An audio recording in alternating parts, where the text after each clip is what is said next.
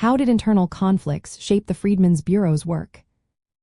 Imagine trying to build a new life after a war that tore your world apart, only to face obstacles from all sides. That's what the Freedmen's Bureau faced as it tried to help formerly enslaved people. The Bureau was created to assist Black Americans with education, legal rights, and economic opportunities during Reconstruction. But internal conflicts made its job much harder. First, the Bureau was set up quickly after the Civil War within the War Department and had only a one-year authorization. It had no dedicated budget, so it relied on the military for staffing and funding. This made it hard to handle the complex social changes needed.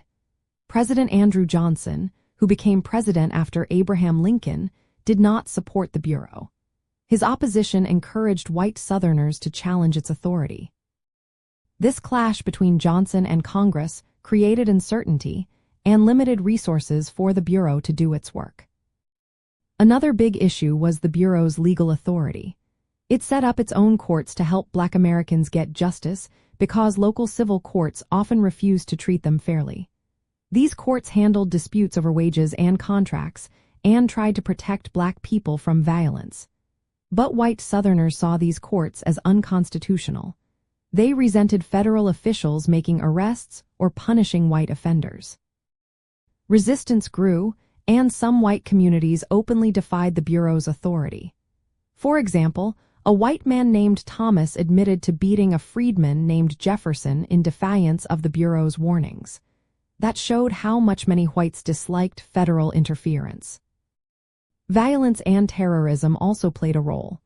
White Southerners saw the Bureau as an occupying force and responded with organized violence. Armed mobs attacked Black communities, schools, churches, and teachers. In 1869, a mob burned down a freedmen's school in Tennessee. Teachers and students faced threats, and many schoolhouses were destroyed to keep Black Americans from exercising their new rights. The Bureau's local offices often became targets of violence, making it difficult to enforce laws and protect Black people. Economic conflicts were also widespread. The Bureau tried to settle freed people on land, but many lost their land when former slaveholders recovered it through President Johnson's amnesty. Freed people then became tenant farmers or rented land from their former masters. Many faced exploitation, with landowners denying them fair pay. This kept Black Americans trapped in poverty and dependent on those who had enslaved them. Internal misconduct within the Bureau also hurt its work. Some agents used their positions for personal gain, which damaged its reputation. Congress's support waned as white Southerners pushed back. Despite efforts to provide food, medical care, and legal services, critics falsely claimed the Bureau interfered with rebuilding race relations.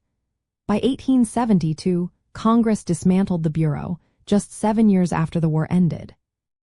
All these internal conflicts, political opposition, violence, economic struggles, and misconduct, shaped how the Freedmen's Bureau could operate. They limited its ability to fully support Black Americans and help them build new lives after slavery. Despite its efforts, these challenges meant that many Black Americans did not get the lasting support they needed during this critical time.